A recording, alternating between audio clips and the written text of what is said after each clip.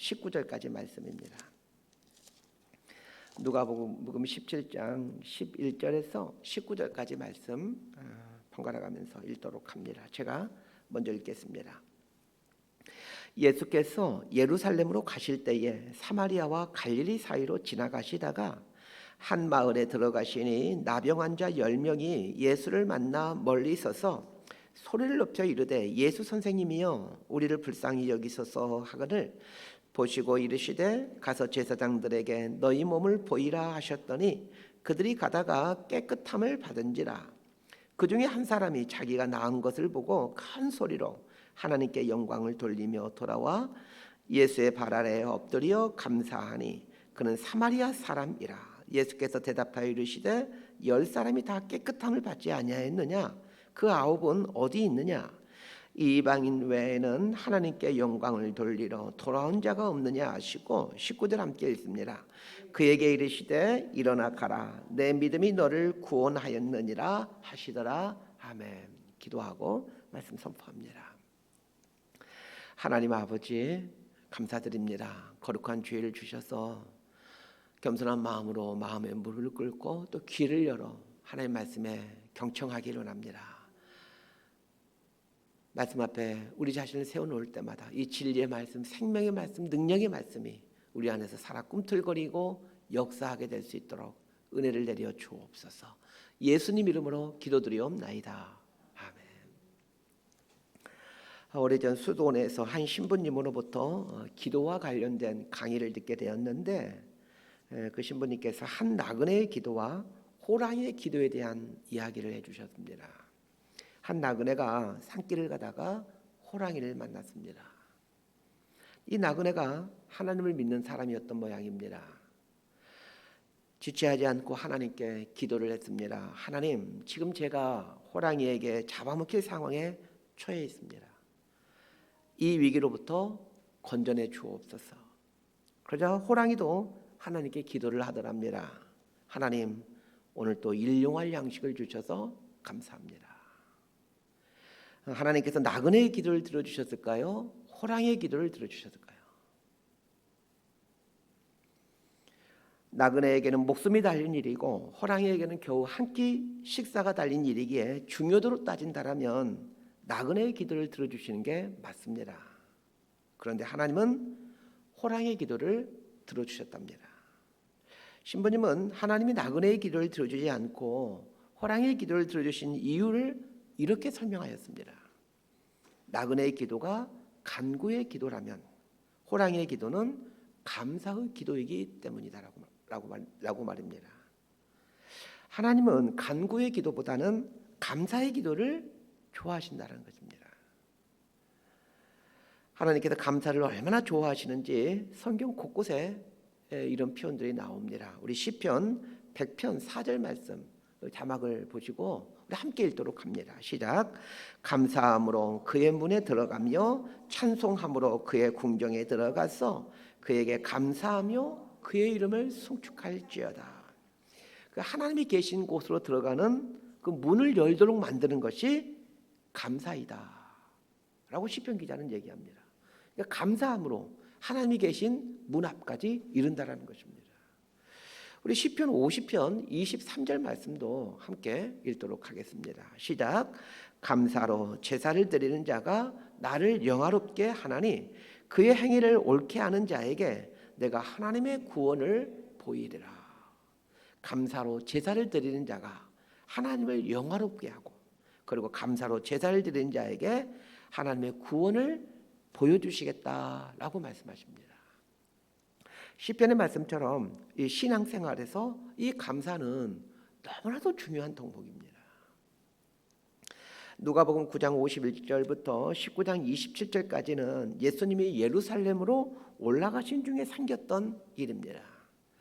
예수님의 공생의 기간이 3년인데 예수님은 3년간의 공생애를 사시며 수많은 기적과 많은 가르침들을 하신 후 마지막으로 십자가를 지시기 위해 예루살렘으로 올라가십니다.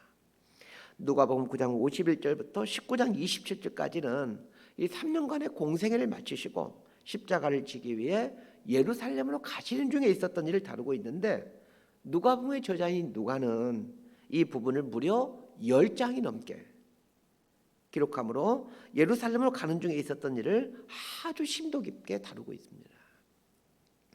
예루살렘으로 가시는 중에 있었던 일을 심도 깊게 다루고 있는 이유가 무엇이겠습니까? 십자가를 향해 가시는 예수님께서 행하시는 말씀과 행동은 너무나도 중요한 일일 수밖에 없었기에 누가는 그 예루살렘으로 올라가는 길에 있었던 일들을 자세히 기록하고 있는 겁니다. 자, 11절에서 14절까지 오늘 본문 말씀 함께 보도록 합니다. 시작. 예수께서 예루살렘으로 가실 때에 사마리아와 갈릴리 사이로 지나가시다가 한 마을에 들어가시니 나병 환자 10명이 예수를 만나 멀리 서서 소리를 높여 이르되 예수 선생님이여 우리를 불쌍히 여기소서 하거늘 보시고 이르시되 가서 제사장들에게 너희 몸을 보이라 하셨더니 그들이 가다가 깨끗함을 받은지라. 이 구절을 보면서 성서지리와 역사 강의를 들으신 분들은 이제 질문이 생겨야 됩니다.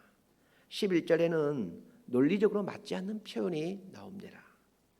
11절을 보면 11절 잠깐 자막 좀 띄워주시기 바랍니다.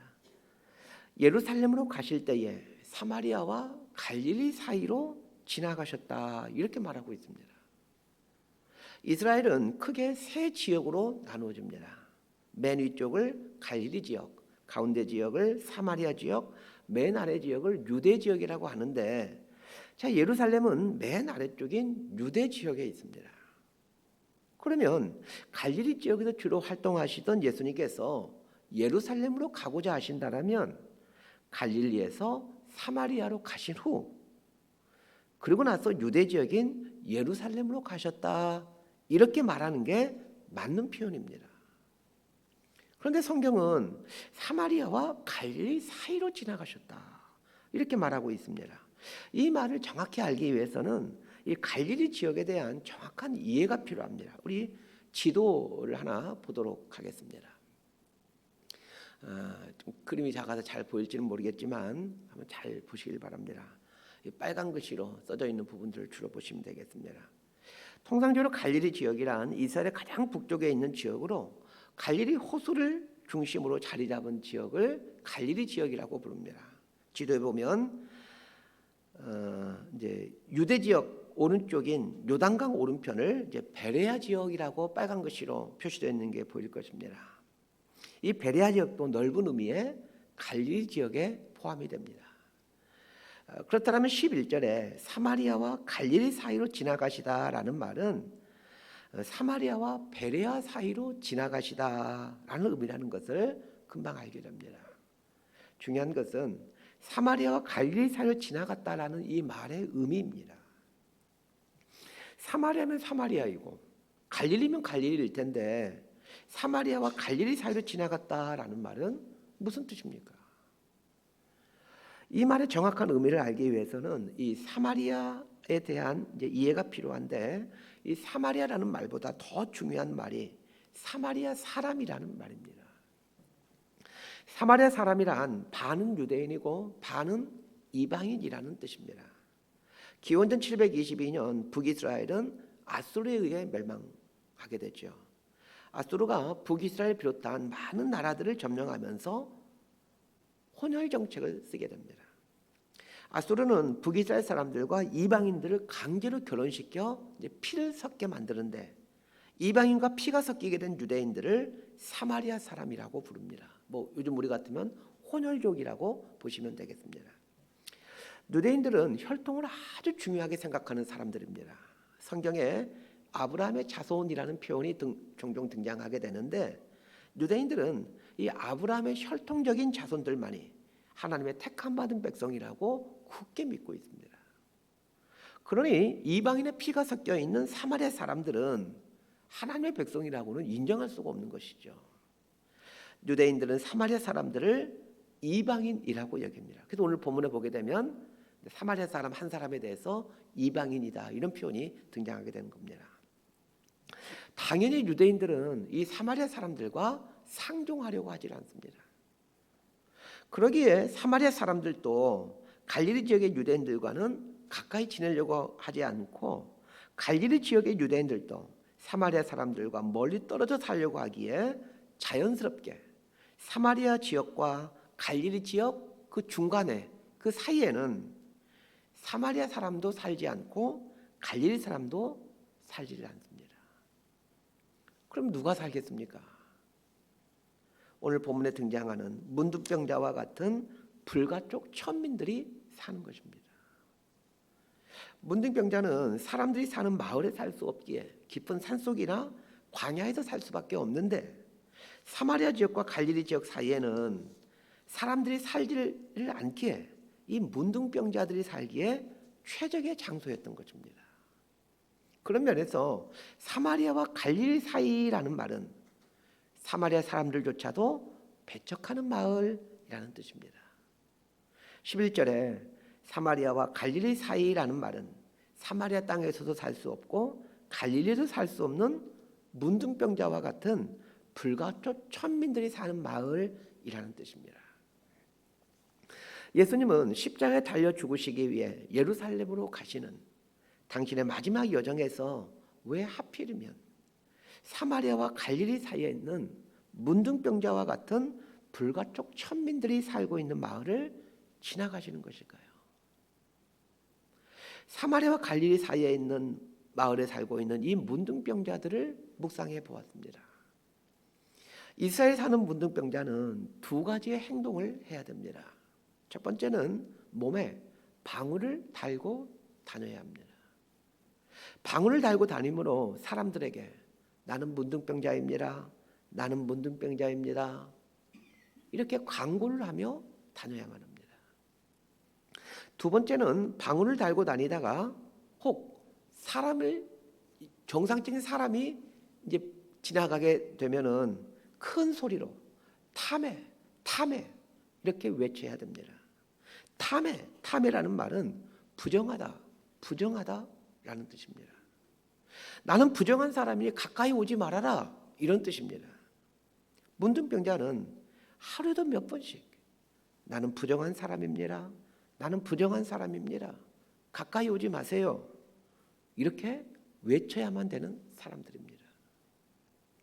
만약 문둥병자가 방울을 달고 다니지 않거나 사람들을 봤는데 탐해를 외치지 않게 된다면 사람들이 돌을 던져 이 문둥병자를 죽여도 아무런 죄가 성립되지 않습니다. 문둥병자는 몸이 뭉그러져 감으로 죽어가기도 하지만 사람들의 배척으로 이미 죽은 사람들이라고 할 수 있습니다. 그런데 곰곰이 생각해 봅시다. 우리 역시 죄로 인해 뭉그러지고 고약한 냄새를 피우며 죽음을 향해 나아가는 인생들 아닙니까? 우리 존재가 영적인 문둥병자입니다.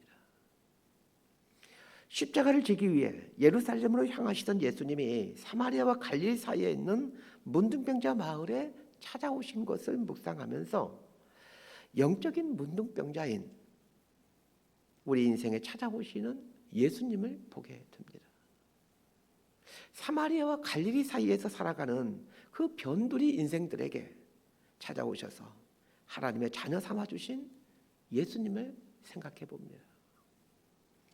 사마리아와 갈릴리 사이란 썩어 뭉그러져가는 우리 영혼의 주소지입니다.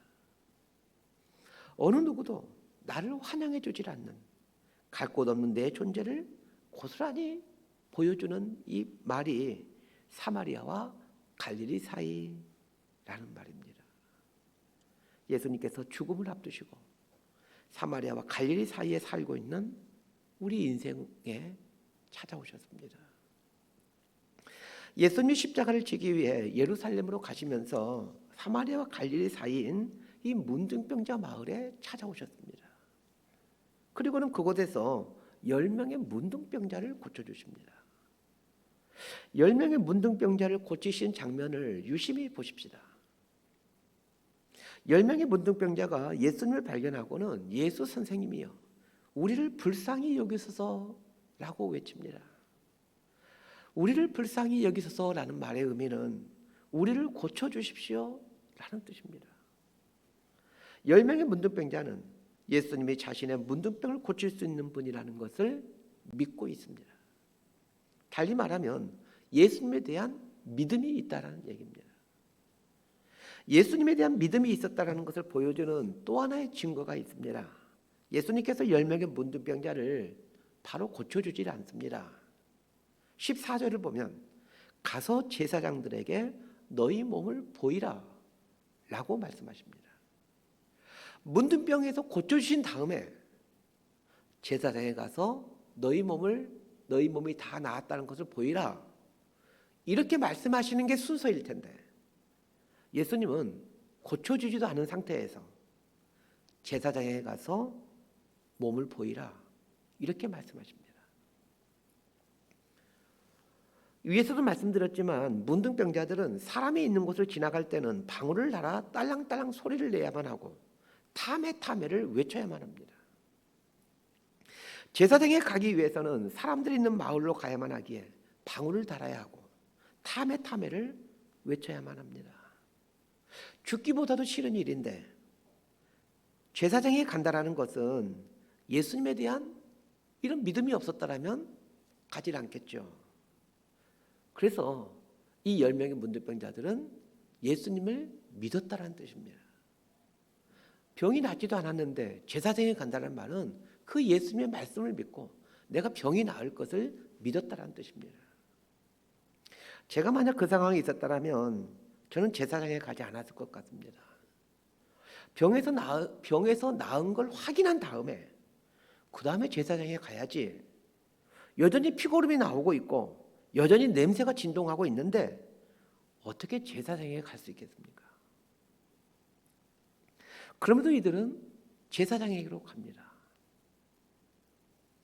대단한 믿음입니다. 저는 저와 여러분에게도 이런 믿음이 있게 되기를 바랍니다. 10명의 문둥병자가 예수님의 말씀을 믿고 제사장에게로 갑니다. 그런데 제사장에게로 가는 그 중간에 병에서 낫게 됩니다. 여기서 신앙의 아주 중요한 공식 하나를 발견하게 됩니다. 믿음은 믿습니다가 아니라 순종으로 표현된다는 것. 그리고 그 순종하는 믿음을 가질 때야 비로소 기적이 일어나게 된다는 것입니다. 바꿔 말하면 순종이 없는 믿음은 죽은 믿음입니다. 야고보 사도가 말하는 것처럼 행함이 없는 믿음은 죽은 믿음이라고 했는데 행함이 없는 믿음, 즉 순종이 없는 믿음은 죽은 믿음입니다. 그리고 죽은 믿음은 하나님의 일하심을 차단시켜 버립니다. 내 삶에 하나님의 일하심과 하나님의 행하시는 기적이 일어나지 않는다면 그것은 내 믿음이 순종이 없는 믿음, 즉 죽은 믿음이기 때문입니다. 그런데 우리들 대부분의 신앙 패턴이 이렇습니다. 어떤 문제가 생기면 문제가 해결되기를 위해 기도할 겁니다. 그런데 여기서 중요한 한 가지를 빠뜨립니다. 기도한 다음에 믿음으로 내가 행해야 될 것을 해야 되는데 기도한 후 내가 해야 될 것을 하질 않고 하나님이 문제를 해결할 것을 기다립니다. 그리고는 하나님이 문제를 해결하시면 그제서야 내가 할 일을 합니다. 이것은 믿음의 방식이 아닙니다. 2010년 7월 3일에 저희 교회가 창립되었는데 민속촌 앞에 있는 상가를 얻어 예배를 드렸습니다. 하나님께서 교회를 개척하라는 마음을 주시어서 교회를 시작하려고 하는데 예배드릴 장소를 알아보니까 보증금이 3천만 원이고 매월 월세가 200만 원이었습니다. 제가 가지고 있는 돈은 700만 원이 전부이고 그 당시는 성도도 한 사람도 없었습니다. 교회를 개척하려고 준비할 때 한 가정도 없었습니다. 3천만 원 보증금을 내야 되는데 3천만 원을 마련할 수가 없었습니다. 당시만 하더라도 목회자들은 세금 신고를 하지 않기 때문에 은행 대출도 할 수 없는 때입니다. 교회 개척을 놓고 하나님께 기도해서 교회 개척하라는 응답을 받으면 하나님께서 보증금 낼 돈을 주셔야 되는 게 맞지 않겠습니까? 그런데 하나님은 그렇게 하질 않으셨습니다. 교회를 개척하라는 마음을 주신 후에 보증금 낼 돈 주시지 않으셨습니다. 그래서 어떻게 했을까요? 갖고 있던 700만 원 중 계약금 300만 원을 걸고 계약을 했습니다.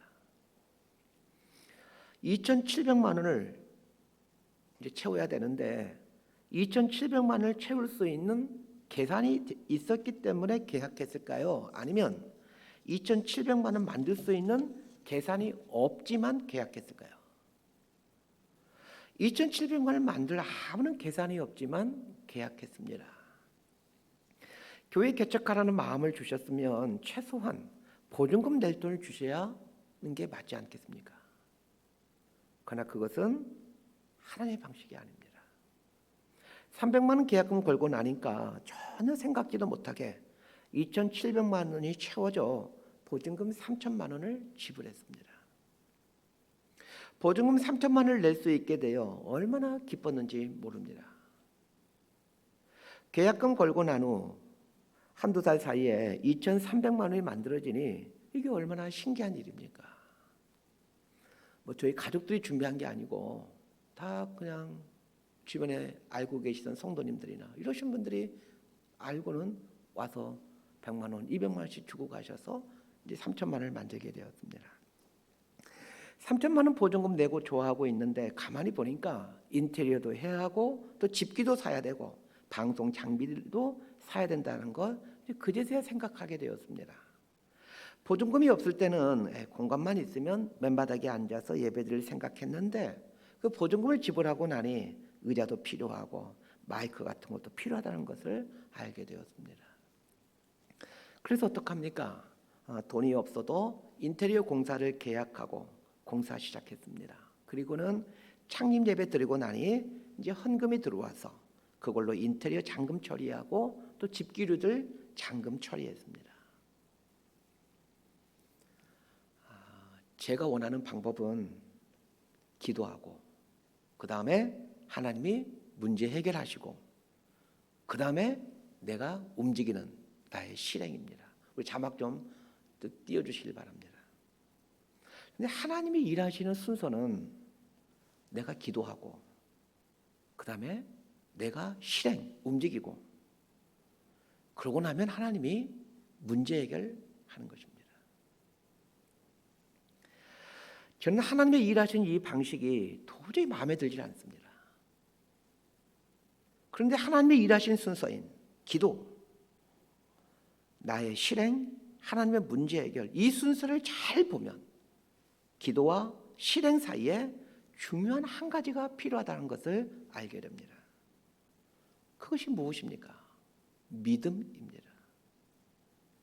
반면에 제가 원하는 방식인 기도, 하나님의 문제 해결, 나의 실행에는 믿음이 필요 없습니다.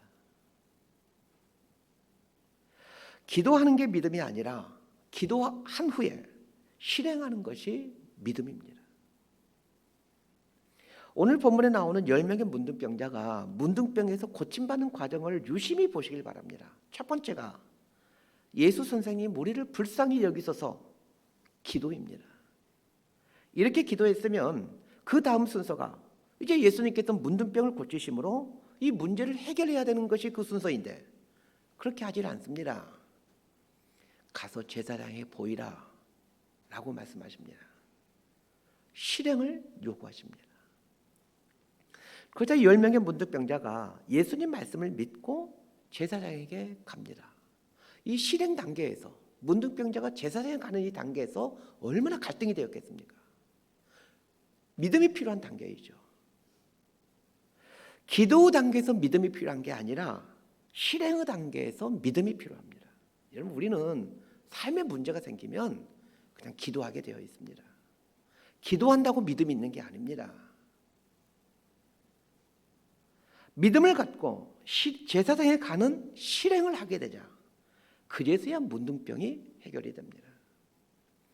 오늘 설교가 주는 중요한 교훈 중에 하나가 이것입니다.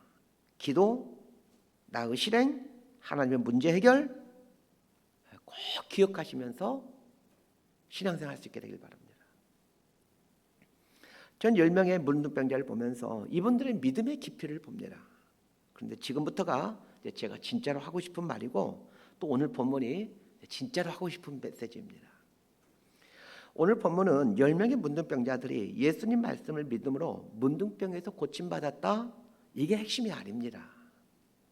오늘 본문의 핵심은 이 문둥병에서 고침받은 이후에 9명의 문둥병자가 보인 반응과 1명의 문둥병자가 보인 반응이 오늘 본문의 핵심입니다.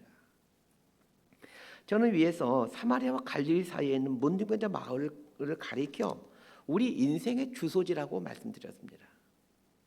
예수님께서 사마리아와 갈릴리 사이에 있는 문둥병자 마을에 찾아오셨듯이 예수님께서 영적인 문둥병자인 우리에게 찾아오셨습니다. 그래서 우리가 예수 믿고 하나님의 자녀가 된 것입니다. 오늘 본문은 예수를 믿고 있는 우리들에게 너는 9명의 문둥병자이냐 아니면 1명의 문둥병자이냐를 묻고 있습니다. 오늘 본문이 우리들에게 던지고 있는 이 암묵적인 질문을 꼭 하셔야 됩니다. 나는 9명의 문둥병자인가 아니면 1명의 문둥병자인가?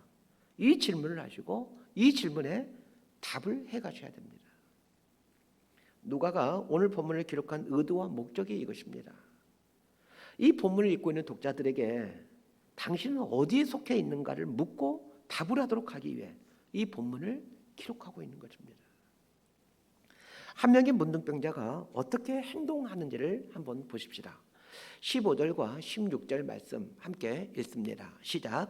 그 중에 한 사람이 자기가 낳은 것을 보고 큰 소리로 하나님께 영광을 돌리며 돌아와 예수의 발 아래에 엎드려 감사하니 그는 사마리아 사람이라. 9명의 문둥병자와 1명의 문둥병자의 큰 차이를 발견해야 됩니다. 두 부류의 공통점은 모두가 예수님의 말씀에 순종함으로 문둥병에서 고침받는 기적을 경험했다는 것입니다.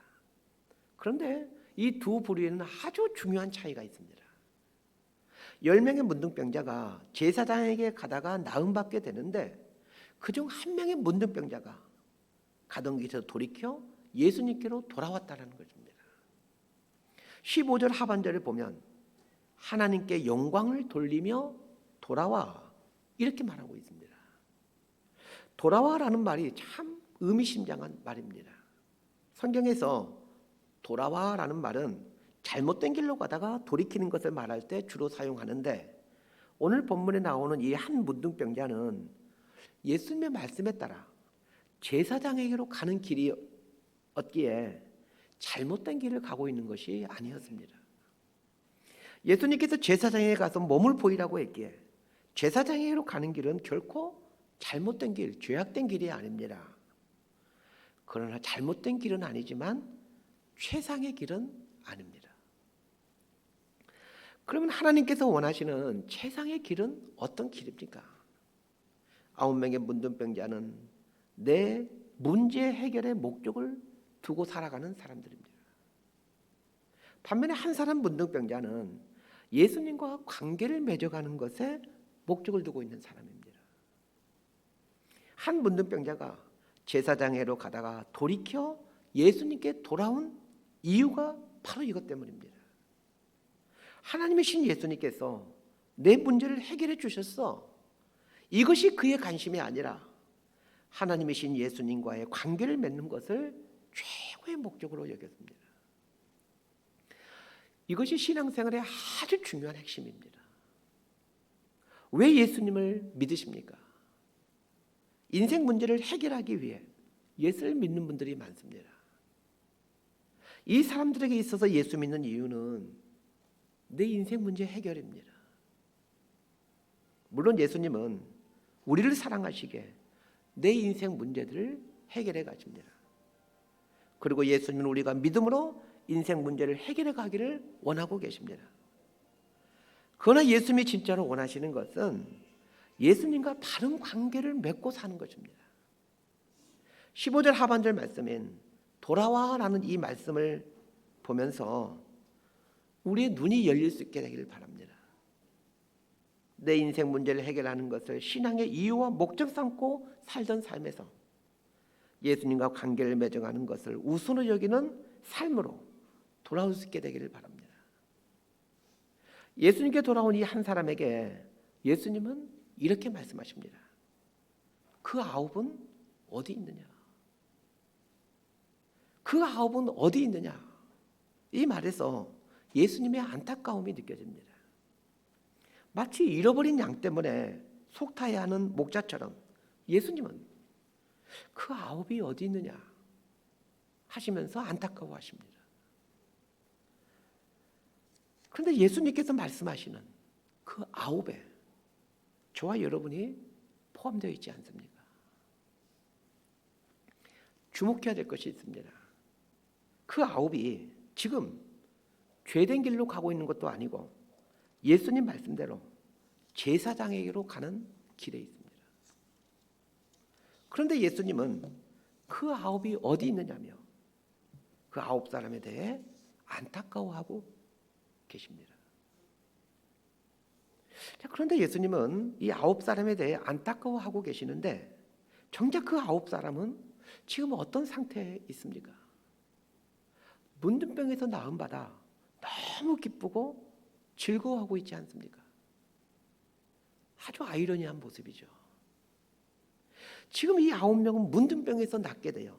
너무 기쁘고 감격해 하고 있는데 정작 예수님은 이 9사람에 대해 안타까워하고 계시더라는 것입니다.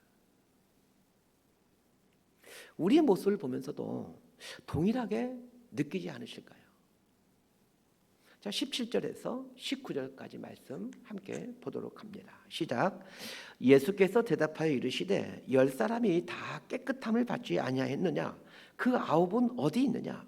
그 이방인 외에는 하나님께 영광을 돌리러 돌아온 자가 없느냐 하시고 그에게 이르시되 일어나 가라. 내 믿음이 너를 구원하였느니라 하시더라. 예수님은 당신께 돌아온 한 사람에게 묻습니다. 그 9은 어디 있느냐? 그러시면서 탄식하시면서 이런 말씀을 하십니다. 이 이방인 외에는 하나님께 영광을 돌리러 온 자가 없구나. 곰곰이 생각해 봅시다. 문둥병에서 고침받은 9명의 문둥병자가 제사장에게로 가면서 하나님께 감사와 찬양을 하면서 하나님께 영광을 돌리지 않았을까요? 확신하건대 이 9명의 문둥병자가 제사장에게 가면서 춤추고 찬양하면서 치료하시는 여호와 라파의 하나님을 찬양하며 갔을 것입니다. 그런데 정작 예수님은 뭐라고 말씀하십니까? 하나님께 영광을 돌리러 돌아온 자가 이 한 사람뿐이구나. 이렇게 말씀하시더라는 겁니다. 우리 장로교가 중요하게 여기는 신조 중에 웨스트민스터 신앙 고백이 있습니다. 웨스트민스터 신앙 고백에 보게 되면 제1조 1항 맨 처음에 사람의 제일된 목적이 하나님을 영화롭게 하는 것이다. 이렇게 사람의 존재를 규정하고 있습니다. 우리 믿는 사람들도 종종 하나님께 영광을 돌리게 하옵소서 이런 기도를 많이 합니다. 도대체 하나님께 영광 돌린다는 게 무엇입니까? 저는 오늘 본문을 보며 하나님께 질문을 드립니다. 하나님, 문둥병에도 고침받은 9사람이 제사장에 가면서 분명 하나님 찬양했을 것이고 제사장에 가는 중에 만나는 사람들에게 하나님께서 나를 고쳐주셨다라고 간증했을 텐데 이런 것이 하나님께 영광 돌리는 것 아닙니까? 하나님이 나를 고쳐주셨다라고 고백하며 하나님을 찬양하는 삶이 하나님께 영광 올려드리는 삶일 것 같은데 예수님은 좀 다르게 말씀하시더라는 것입니다. 예수님 말씀에 의하면 이 한 사람 문둥병자만 하나님께 영광을 돌리는데 그러면 이 한 사람 문둥병자가 무엇을 했습니까? 자, 16절 아까 읽었지만 다시 한번 16절을 읽도록 합니다. 시작. 예수의 발 아래에 엎드려 감사하니 그는 사마리아 사람이라. 자, 이 한 사람이 무엇을 했는지를 잘 보십시다. 예수님 발 앞에 엎드립니다. 예수님께 와서 감사합니다라는 말만 해도 충분했을 텐데 왜 이 사람은 예수님 발 앞에 엎드리는 것일까요? 이 발 앞에 엎드린다라는 말은 종이 주인 앞에 서게 될 때 하는 행동입니다. 이 사람이 예수님 발 앞에 엎드렸던 것은 예수님, 이제 저는 예수님의 종입니다. 예수님의 종으로 사는 것을 제 인생의 기쁨으로 여기며 살겠습니다. 이런 뜻입니다. 예수님이 저의 주님이 되어주신다면 저는 그걸로 더 이상 바랄 게 없습니다. 그걸로 족합니다. 이런 뜻입니다. 하나님께 영광 돌리는 삶을 산다는 것은 다른 게 아닙니다. 예수님을 주님으로 삼고 예수님 한 분이면 족합니다. 의 삶을 사는 것입니다. 예수님께 돌아온 한 사람이 예수님 발 앞에 엎드리게 되는데 아무 말 하지 않고 엎드리고 있었던 것만은 아닐 것입니다. 16절을 잘 보면 예수님의 발 앞에 엎드려 감사의 고백을 했다는 것을 짐작하게 됩니다. 감사는 마음이 중요한 게 아니라 고백이 중요합니다. 우리 기독교는 의식보다 마음을 아주 중요하게 여기는 종교입니다. 하나님도 우리 마음 중심을 보십니다. 그런데 기독교에서 요구하고 있는 모든 품성들과 관련하여 다 마음이 중요하다라고 말씀하시는데 딱 한 가지는 고백이 중요한 게 있습니다. 감사입니다. 감사는 말이든 행동이든 표현되어야만 합니다. 이 감사라는 한자를 한번 잘 보십시다. 저 감자는 느낄 감자입니다. 자, 사자를 한번 보십시다. 사자는 말씀원에 쏠 사자가 합쳐서 생긴 말입니다. 의역하면 말을 쏜다라는 말입니다. 감사란 마음으로 느끼는 것을 말로 쏘는 것을 감사라고 합니다. 마음으로 고맙다라고 느끼는 것, 그것은 감사가 아니라 감입니다. 감사란 마음에서 고맙다고 느끼는 것을 말이나 행동으로 표현하는 것을 말합니다. 우리는 부모님에 대해 또 자녀에 대해 배우자에 대해 마음으로는 고마워하고 있습니다. 그런데 말로는 잘 표현하지를 않습니다. 제가 그렇습니다. 마음으로는 고마워하는데 말로 표현하지를 못합니다. 부모님에게 감사를 표현하는 것을 보고 배웠어야 됐는데 보고 배운 게 없어서 말로 감사의 표현을 하지를 못합니다. 오늘 말씀을 보면서 예수님께 하나님께 영광을 돌린 사람이라는 칭찬을 받은 이 한 사람을 보면서 이 감사를 표현하는 삶을 살아야 되겠다라는 결심을 하게 됩니다. 말 나온 김에 한번 연습 한번 해보겠습니다. 우리 옆에 있는 분들에게 감사합니다 이렇게 한번 말을 했으면 좋겠습니다. 자, 해보겠습니다. 시작. 감사합니다. 옆에 있는 분에게 했던 말을 오늘 집에 돌아가셔서 또 배우자에게 자녀들에게 했으면 좋겠습니다. 감사는 왜 표현해야 되는 것일까요? 감사가 표현될 때 천국이 임하기 때문에 그렇습니다. 오늘 본문에 나오는 한 문둥병자가 예수님께 돌아와 감사를 표현할 때 하나님께서 영광을 받으셨고 하나님이 영광 받으시는 곳이 천국 하나님 나라입니다. 서두에서 시편 100편 4절인 감사함으로 그 문에 들어가며 라는 말씀에 대해서 배웠습니다.